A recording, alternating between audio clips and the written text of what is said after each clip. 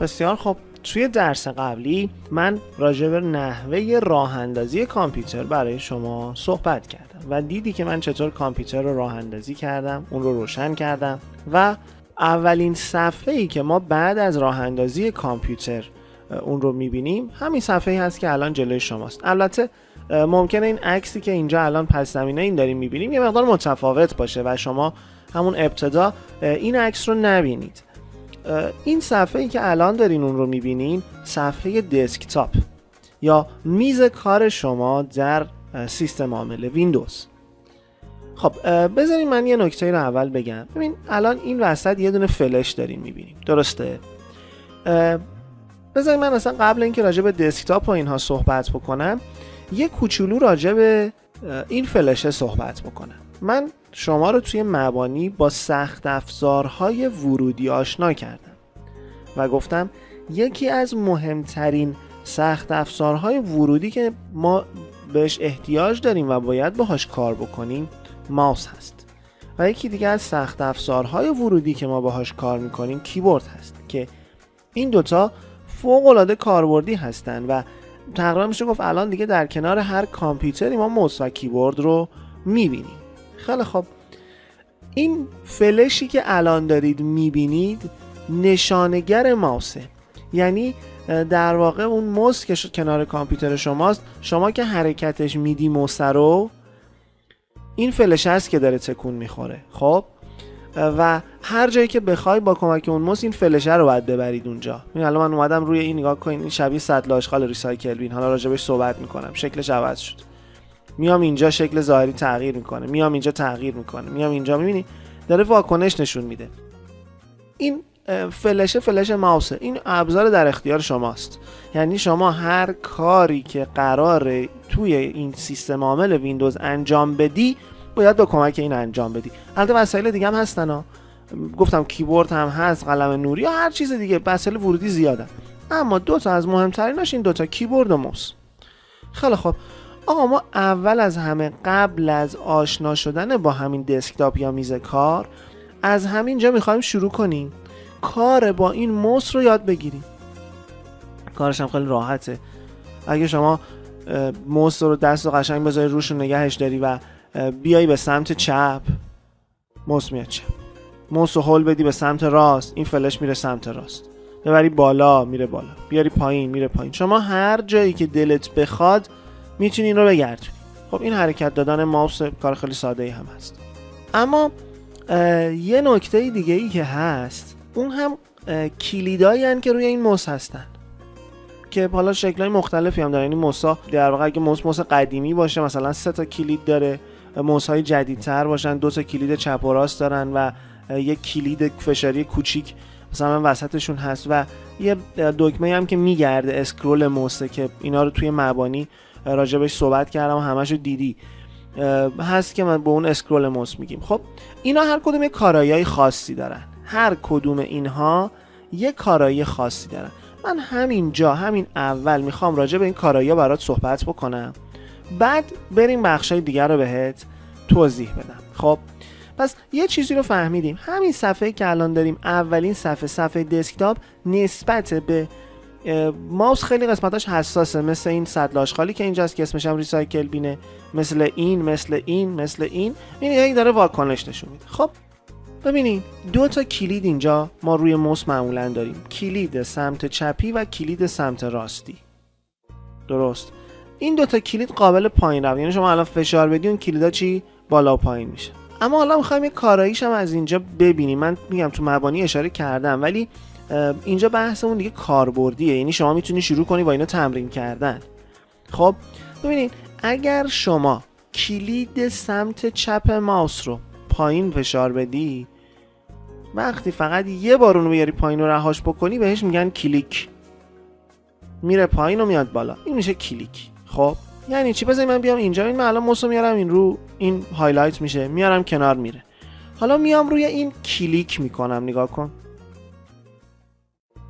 موسو که آوردم کنار دیگه از اون حالت هایلایت خارج نشد، من کلیک کردم و اون رو انتخاب کردم. خیلی خوب، حالا دوباره توی همین فضای خالی دسکتاپ کلیک میکنم، این اون خارج شد. یه بار دیگه کلیک میکنم انتخاب شد. حالا اینجا کلیک میکنم خارج شد. این عمل رو بهش میگیم کلیک. فشار دادن یک بار کلید سمت چپ ماوس رو کلیک میگیم که معمولاً به منزله انتخاب کردن چیزیه. خب این تا اینجا. البته در ویندوز داریم صحبتش رو میکنیم. خب حالا یه کار دیگه که میتونیم انجام بدیم دابل کلیک کردنه. دابل کلیک چیه؟ دابل کلیک یعنی این که شما وقتی موست یه جایی قرار گرفت، الان که این هایلایت شد، اگر 2 بار کلید سمت چپ ماوس رو بلا فاصله، یعنی با فاصله زمانی خیلی فاصله بینشون باید کم باشه، 2 بار پشت هم سری کلیک بکنی، یعنی 2 بار کلید سمت چپ ماوس رو پایین فشار بدی، اصطلاحاً بهش میگن دابل کلیک. این عمل معمولاً به منزله اجرای چیزیه. نگاه کن، تا همه اینا رو من توضیح میدم، من بحث اجرا کردن اینا رو بعداً میگم. من الان فقط میخوام کارکرده موس رو بدونی. 2 بار کلیک، یه چیزی باز شد، صفحه تغییر کرد، کاری نداریم این چیه و ما کجاییم، من فقط میبندمش.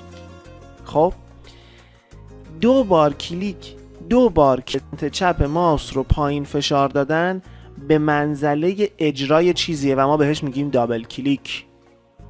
خیلی خوب. یه نکته دیگه آقا، این چیزایی که تا اینجا گفتم فوق العاده برامون ضروری بود. اصطلاحات دیگه ای هم داریم مثل درگ کردن. آقا درگ چیه؟ یعنی کشیدن یک چیزی، یا میگیم drag and drop یعنی کشیدن و رها کردن. خب پس ما درگ داریم و drag and drop داریم. اینا اصطلاحاتی هستند که ما جلوتر باهاشون آشنا میشیم. مورد بعدی بحث کلیک راست هست یا فشار دادن دکمه سمت راست ماوس. خب اینجا رو نگاه کنین. الان اول من همون درگ و درگ اند دراپ رو بگم. آقا من یه جای خالی، هیچی الان اینجا نیست، کلیک و درگ میکنم. ببین یعنی کلید سمت چپ ماوس رو میدم پایین و ماوس رو حرکت میدم. از نقطه‌ای که کلیک کردم به هر جهتی بکشم یه کادر داره برام باز میکنه. میبینین؟ این یعنی درگ. حالا اینکه چه کارایی داره جلوتر میبینیمش. من اگه الان درگ کنم بیام این رو، بازم این هایلایت میشه. یعنی درگ کردنم این امکان رو به من میده. پس پایین نگه داشتن کلید سمت چپ ماوس و حرکت دادن ماوس رو بهش میگیم درگ. البته این در کجا اتفاق افتاد؟ یه فضای خالی. اگه یه زمانی بیام اینجا روی این شکل سطل آشغال، حالا کلید سمت چپ ماوس رو پایین نگه دارم و بکشم، ببین داره جابجا میشه. یعنی من الان یه چیزی رو گرفتم، به موسم متصله. میبینین؟ الان به این اصطلاحاً میگیم درگ. درسته این درگ کردنه، اما بعد از درگ ما دراپ میکنیم، یعنی رهاش میکنیم. این عمل رو ما اصطلاحاً بهش میگیم درگ اند دراپ.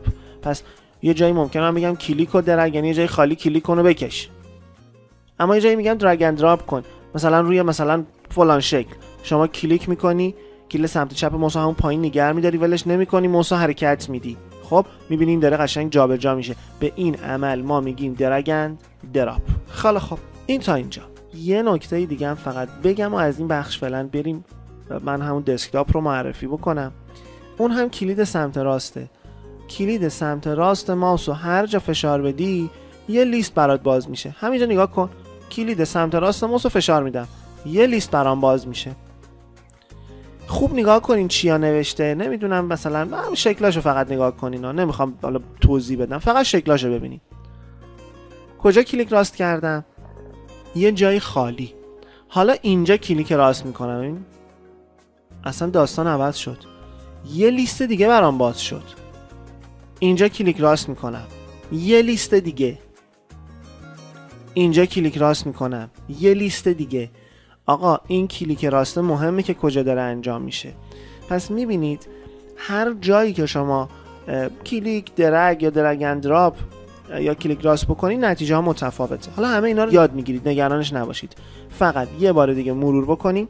آقا یک بار فشار دادن کلید سمت چپ ماوس یعنی کلیک، 2 بار بلا فاصله پشتم فشار دادن کلید سمت چپ ماوس یعنی دابل کلیک. نگه داشتن کلید سمت چپ ماوس پایین و حرکت دادن ماوس رو بهش گفتیم درگ.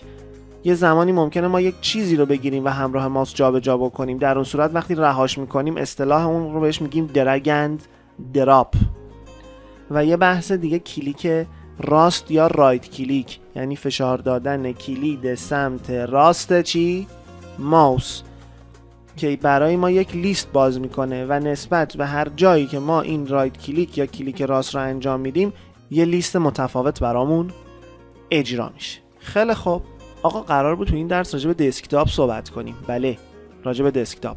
خوب اینجا رو نگاه کنیم. خیلی خوب، بذارید من اینو اول بگیرم و برگردم سر جاش. حتی مهم نیست، همون جا هم میموند، اصلا مسئله نبود. خب آقا، راجع به دسکتاپ. بله، این چیزی که الان من برگردوندم سر جاش بهش میگیم آیکون. این شکل رو ما بهش میگیم آیکون. معمولا هر نرم افزار یا هر چیزی توی ویندوز یه آیکون برای خودش داره و این آیکون ها معمولا شکل و شمایلشون مشخص و دسکتاپ محل چیدن این آیکون هاست. یعنی شما تو دسکتاپ این آیکون ها رو میتونی بچینی، مرتبشون بکنی. اصلا دسکتاپ دیگه میز کار شماست. اینجا میز کار شماست. شما هر جوری دلت بخواد میتونی آیکون های نرم افزارهای مختلف رو بیاری رو این دسکتاپ بچینی. یعنی کامل میتونی مدیریتش کنی که حالا یاد میگیریم. ما فقط خواستیم باهاش آشنا بشیم و وارد در واقع ویندوز شیم، چون هر بار که ویندوز بیاد بالا اولین چیزی که شما میبینید دسکتاپ. خب آقا، این دسکتاپ چند بخش داره. قسمت پایینش اینجا ما به این بخش میگیم تسک بار یا نوار وظیفه. این نوار وظیفه یه بخشی داره این گوشه بهش میگیم منوی استارت که جلوتر تو درسای بعدی باهاش آشنا میشیم. این منوی استارت. اینجا باز ما یه سری آیکون دیگه میبینیم. اینها هم آیکون های برنامه ها هستن. میگم چرا این پایینن و دلیلش چیه. انتهای این قسمت انتهایی تسک بار ما چند تا شکل دیگه میبینیم. خب که حالا یه درس ویژه تسک بار داریم و من توضیح خواهم داد. پس فعلا به عنوان قدم اول وارد دسکتاپ شدیم. یاد گرفتیم که هر بار کامپیوتر رو روشن میکنیم و بالا میاد وارد محیطی میشی به نام محیط دسکتاپ که حالا مدیریت کردن این رو به زودی یاد خواهی گرفت. و قسمت انتهایی دسکتاپ که بخشی هست به نام تسک بار و فوق العاده هم برای ما اهمیت داره و ما باید کار باهاش رو یاد بگیریم. خب تا درس بعد.